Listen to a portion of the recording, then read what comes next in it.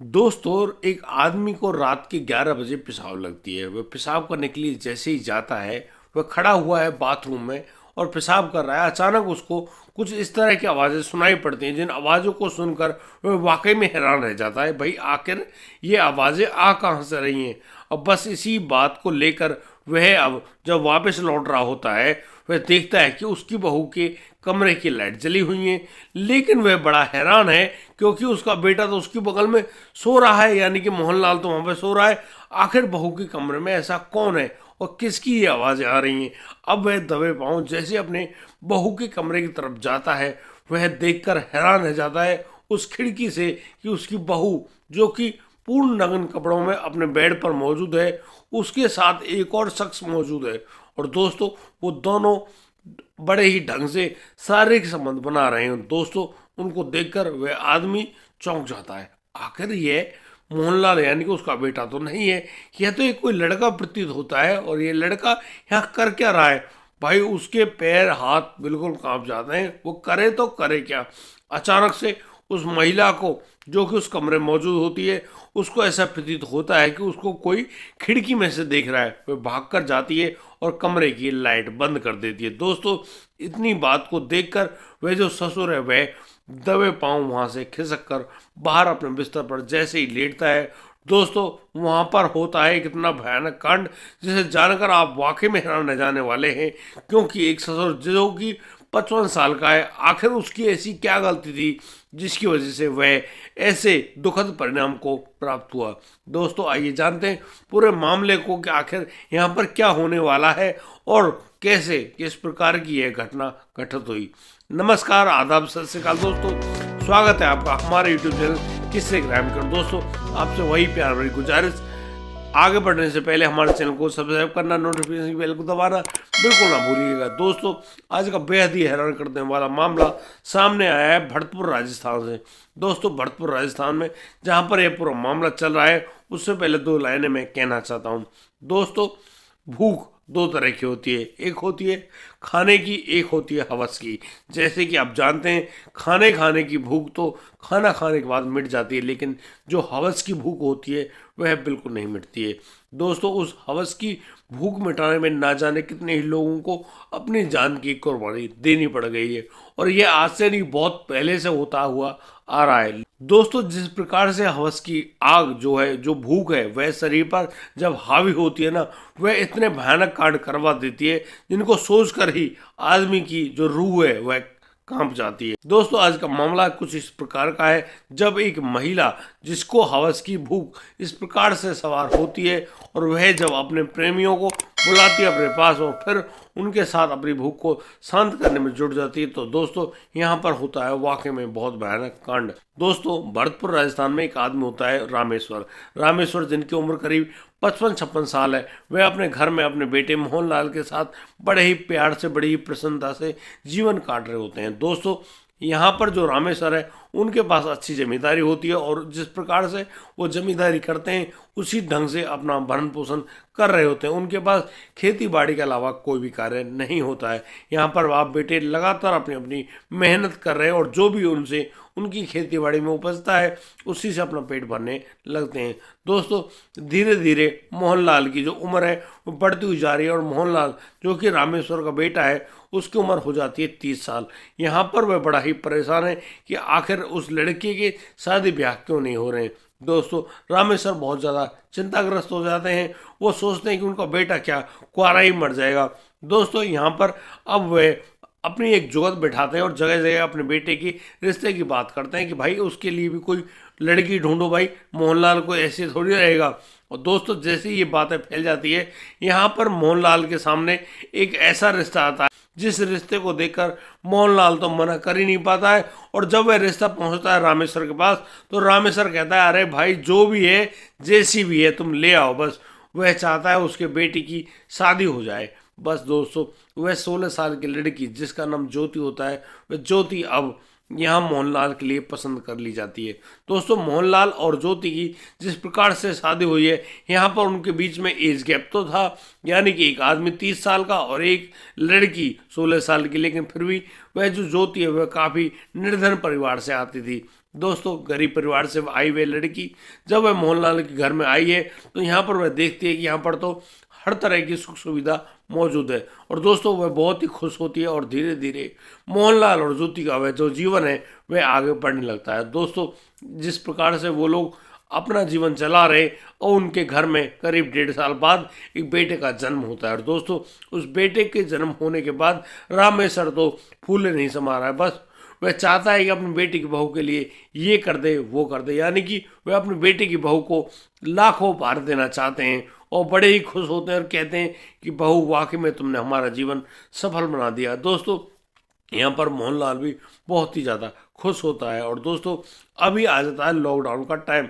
Lockdown के time में अब जब सभी लोगों के काम धंधे समाप्त होते जा रहे थे, चारों तरफ भुखमरी का माहौल फैल गया था, सभी लोग परेशान थे, और शहरों में काम करने वाले लोग अब जब वापस घरों में गांव में लौट कर आते हैं तो वहां पर अब बस उनका सिर्फ खाना पीना और जीवन यापन ही चल रहा होता है। दोस्तों जब लॉकडाउन खत्म हो जाता है तो धीरे धीरे जो जीवन है वह पटरी पर आना शुरू हो जाता है, और दोस्तों उसी मंशा में अब सभी लोग बर्बाद से हुए देख रहे हैं कि शायद कहीं से रोजगार की कोई तो उम्मीद की किरण जगे। उसी जगह पर मोहनलाल भी बहुत ही दुखी और परेशान अपनी जगह पर बैठा हुआ है, लेकिन वह जिस प्रकार से उनकी खेती बाड़ी चलती है उससे उनके परिवार का भरण पोषण नहीं हो पाता है ठीक ढंग से। दोस्तों यहाँ पर मोहनलाल कोई वाकई में काम धंधा या नौकरी ढूंढ रहा होता है। वह अपने पड़ोसी लड़के जिसका नाम भोला है, भोला जो कि दिल्ली में जिसने नौकरी पकड़ ली थी, वह अब भोला के पास जाता है और भोला से कहता है कि भाई हमें भी नौकरी दिला दो, हम लोग भी नौकरी करना चाहते हैं।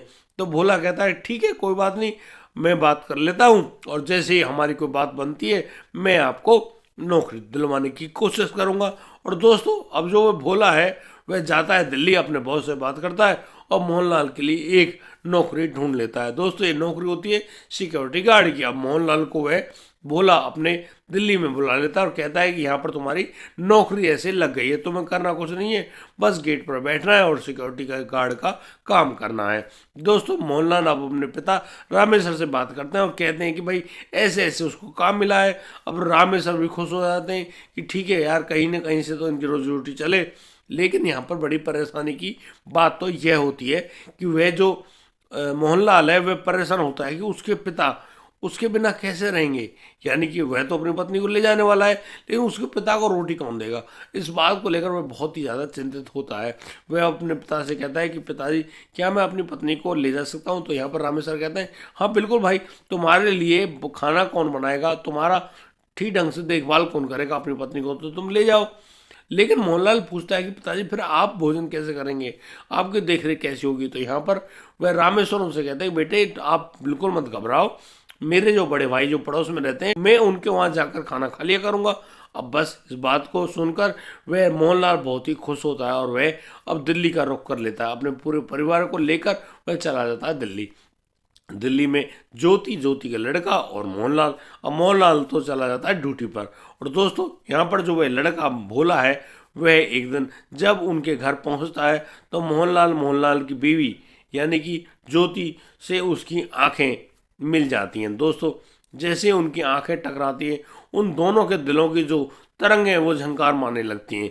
दोस्तों अब उनकी बातें कुछ इस प्रकार से होने लगी जैसे वो आंखों में एक दूसरे का हाल चाल पूछ रहे हों। और दोस्तों बस फिर क्या था, अब तो जो काम होना था वो तो अब होगा।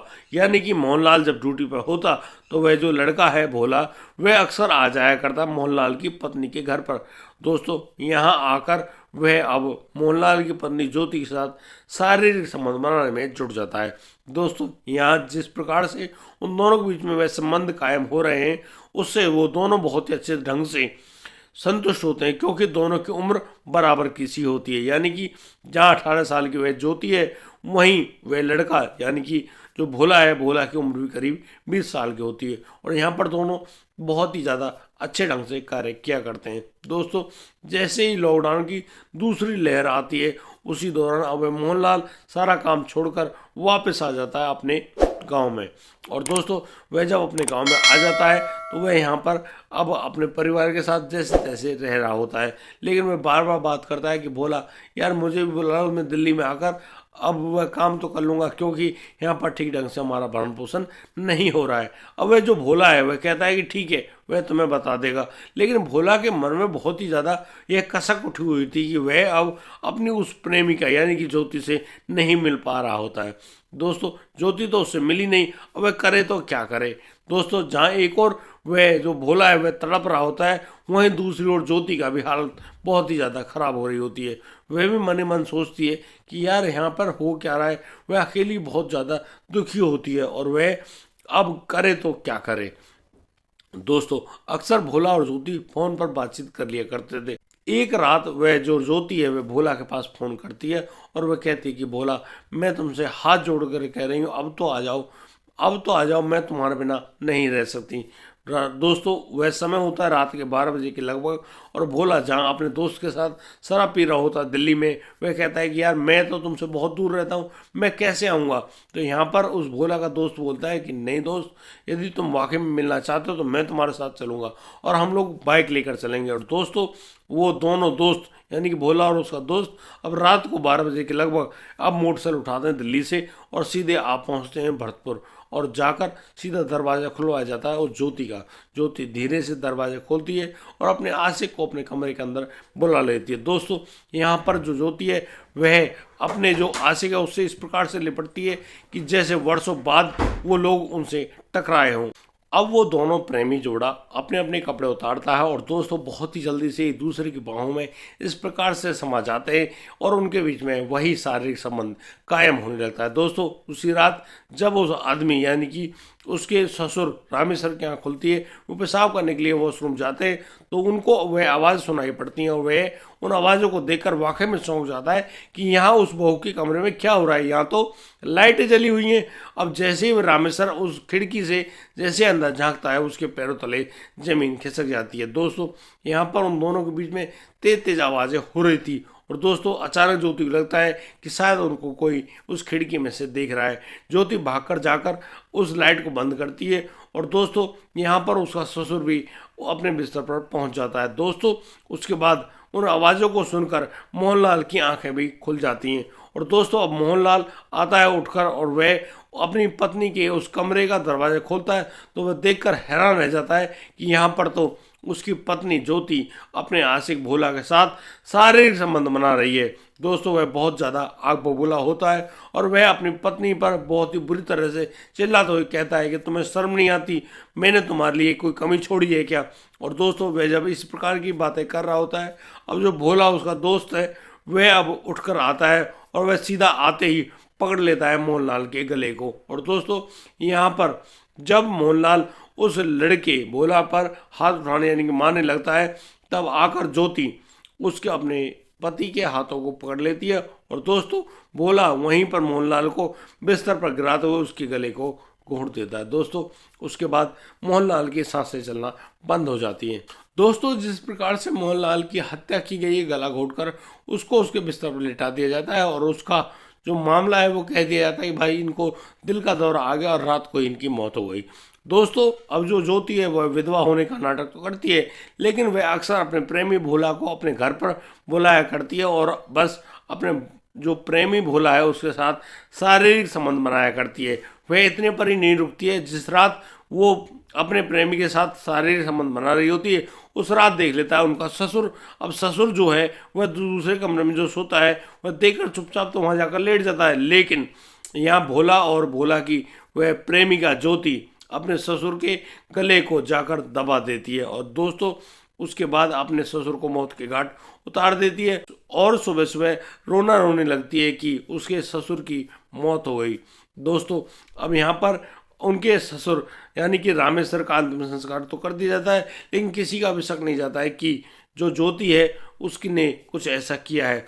दोस्तों रामेश्वर और मोहनलाल की मौत के बाद अब उस घर में रह गया था उसका छोटा सा बच्चा और वह ज्योति और भोला अब अक्सर बस बिना रोक रोक के आते और शारीरिक संबंध बनाया करते। दोस्तों जिस प्रकार से उन दोनों का प्यार परवान चढ़ने लगता है, पूरे गांव में पूरा शोर मच जाता है कि आखिर यहाँ पर हो क्या रहा है। सभी लोग अब बस उस महिला ज्योति और उस भोला के ऊपर सारी बात कर रहे होते हैं। दोस्तों अब समय आता है उस रामेश्वर की बरसी का। जब उसकी बरसी हो रही होती है तो यहाँ पर दो बच्चे आपस में झगड़ रहे होते हैं। ये बच्चा होता है उस ज्योति का, और ज्योति का बच्चा जो दूसरे बच्चे की गर्दन पकड़े हुए था वह कहने लगता है कि देखो, इसी प्रकार से मेरी माँ ने मेरे बाबा की गला घोटा है। दोस्तों इस प्रकार से जब इस बात को रामेश्वर का बड़ा भाई सुन लेता है तो वह इस बात को अपने दिमाग में बिठाता है, सीधा उस बच्चे को उठाकर अपने साथ पुलिस थाने ले जाता है। और दोस्तों पुलिस के सामने जब ये बात सामने लाई जाती है उस 5 साल के बच्चे की, तब जाकर यह राज खुलता है कि वाकई में उस रामेश्वर नाम के व्यक्ति की हत्या जो है वह करी है उसकी ही बहू ज्योति ने। दोस्तों पुलिस अब ज्योति और भोला दोनों को अरेस्ट कर लेती है, और अब उनसे जब पूछताछ की जाती है, कड़ी पूछताछ की जाती है, तब जाकर यह राज खुलता है। तब जाकर ज्योति स्वीकार करती है कि हाँ, उसने अवैध संबंधों के चलते इस प्रकार से अपने पति और अपने पिता जैसे ससुर की हत्या करी है। दोस्तों सभी लोग कांप जाते हैं कि वाकई में एक ऐसी लड़की, निर्धन परिवार, गरीब परिवार की वह लड़की जिसको एक आदमी अपने बेटे की बहू बनाकर लाया था, वही बहू उसकी भी जान ले लेगी। दोस्तों खाने की भूख तो वाकई में जायज़ होती है, लेकिन ये हवस की जो आग होती है, जो भूख होती है, यह बहुत ही खतरनाक होती है। और दोस्तों इसके चलते ना जाने कितने ही परिवारों को, अपने प्यारे लोगों को खोना पड़ गया। दोस्तों कभी भी कुछ भी कर लें, लेकिन अवैध संबंधों के चंगुल में कभी ना फंसे। दोस्तों आज की कहानी में सिर्फ इतना ही। अब दीजिए मुझे इजाज़त, मिलता हूँ कल, लाता हूँ एक और नया सनसनीखेज मामला। तब तक के लिए आप बढ़िया रहें, बेहतरीन रहें, अपना और अपने परिवार का बखूबी ख्याल रखते रहें। जय हिंद, जय भारत।